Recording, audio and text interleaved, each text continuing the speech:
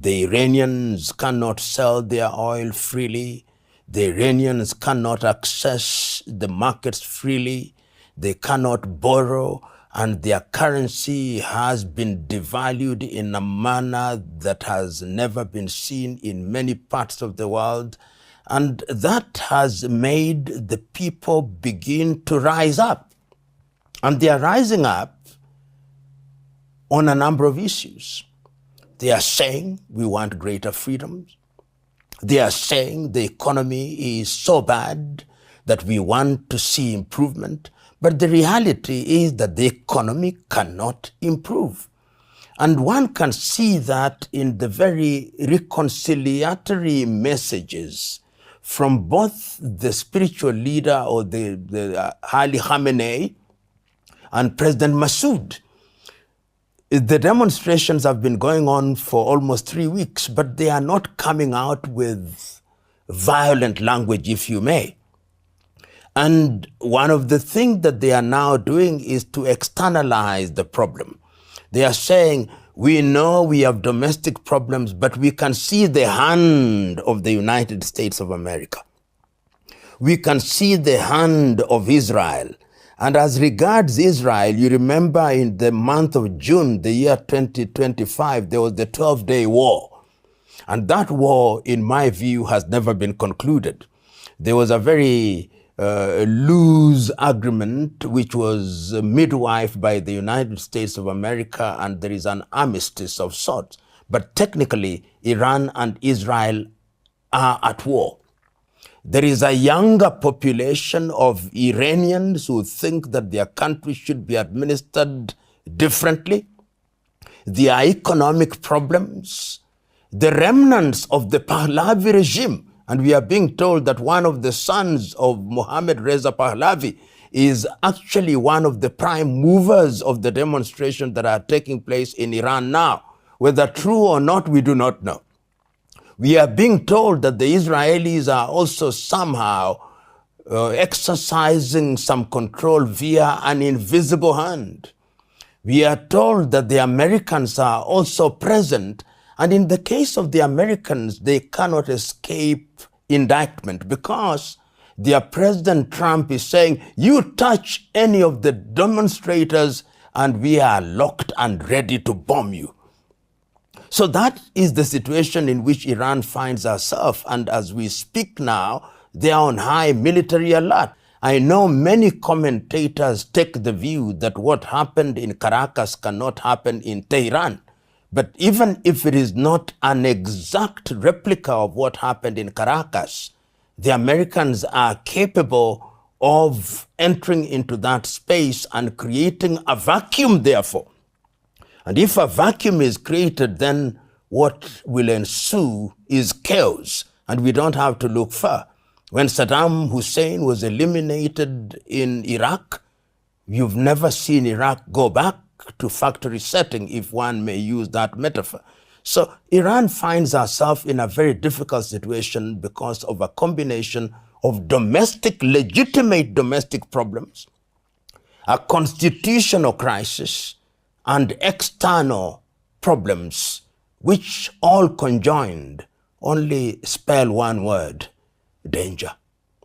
You know, whenever you see a country going through a crisis of the kind that we see in Iran, it means that institutions are no longer responding to the needs of the people. So as it is now, there is appetite for change. For some people, there's even nostalgia for the old regime, which is very human. And all these factors then legitimize and justify the kind of calls that we see from the United States of America that this is a tired administration. And of course, the word that the United States of America and Western Europe always use is democracy, a one-size-fits-all Eurocentric, Americocentric model of governance. And the younger generation are responding to this rhetoric. And I hear some of them saying, what we want is change. will deal with what change brings later. A dangerous thing to say, because history is consistent in telling us that when you make change and that change is not orderly, restoring order can take time. But that is an intellectual debate which does not respond with real politique. Real politique is that the Americans would want to see a totally different administration in Tehran. The Israelis would want to see a totally different administration in Tehran, and for specific reason. During the 12-day war, for the first time in an impactful way, a missile landed in Tel Aviv from Tehran. Missiles supposedly supplied from Tehran emanated from Yemen. So in the context of geopolitics, Israel sees Iran as the only viable threat, which is so close to nuclear capability, and that if you neutralize this regime, then you kill that possibility. And remember that the Americans also bombed some of the facilities, and they think that this is an unfinished business. So when they talk about regime change, they also want to finish the unfinished business. And from where I sit, that unfinished business started in 1979 with the humiliation of the United States of America, and it must be concluded. Iran, the Ayatollahs must be humiliated. American administration, the presidents notwithstanding, has a long memory. And they remember 1979. You know, when one looks at Iran and the rhetoric of Iran, you know, Iran is one of the few countries which believes that the Israeli, what they call the Zionist regime, must be swept off the surface of this earth. There is not a single country that uses that kind of rhetoric as regards the state of Israel. But one can never say never. In the history of the world, the worst of enemies have sometimes become allies for the sake of either a short-term agenda or a long-term agenda. And who knows that even as between Iran and Israel, there may come into place administrators or administration that see the bigger picture and recognize that for the sake of peace and relative stability, they ought to have a détente or a rapprochement, and that is what will serve the both of them, because there is also wariness of war. The Israelis are wary of war. The Iranians also want an economy that is vibrant and thriving, and that can only be achieved in the absence of conflict.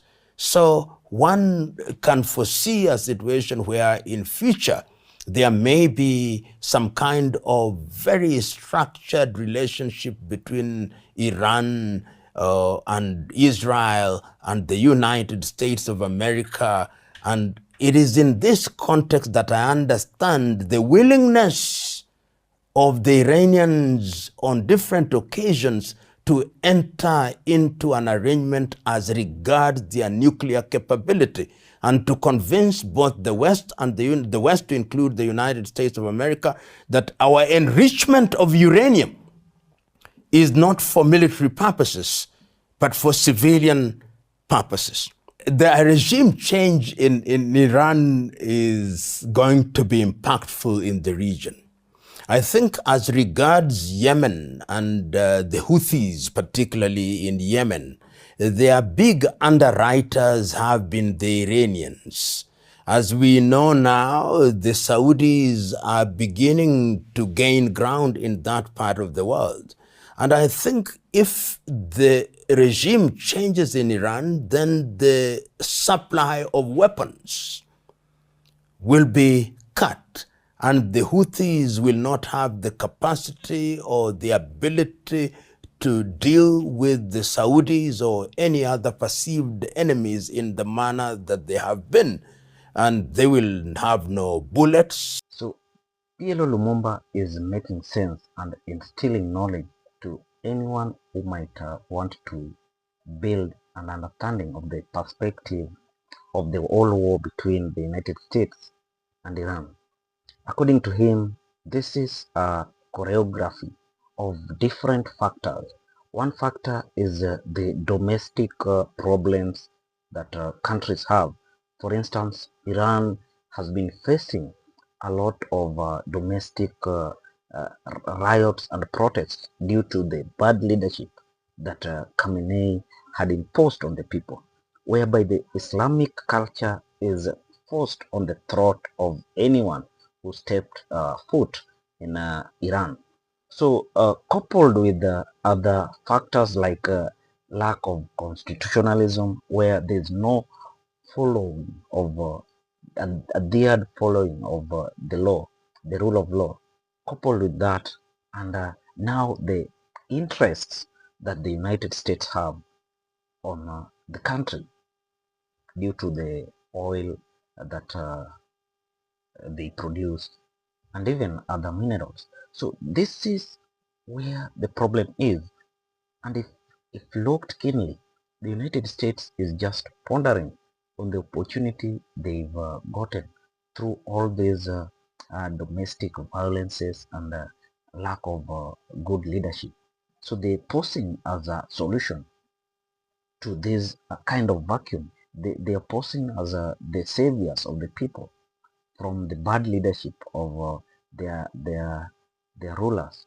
So when they pose as such, they eliminate these rulers and find someone who is more appealing to the crowd and to everyone in Iran, so that they impose him to advance their vast interest of ensuring that Iran remains under their control. And for the longest time, Iran will be run by America. It will be run from the White House. The Oval Office will sit down and decide anything to be done in Iran. And that is the perspective that PLO Lumumba is bringing across. This is a Kenyan lawyer who has studied geopolitics and understands the way governance works and how governments are formed and the repercussions on certain actions that leaders take. So it is a combination of the mistakes done by the government, the unruliness of the leaders, the uh, feeling of the people to eliminate this regime, and also uh, with the interests of the United States. I want you to share your thought on this. Tell us what you feel about it in our comment section. Also, this is my reaction, Chabla Reacts. So I urge you to subscribe. Thank you. And let's meet when we bring another video.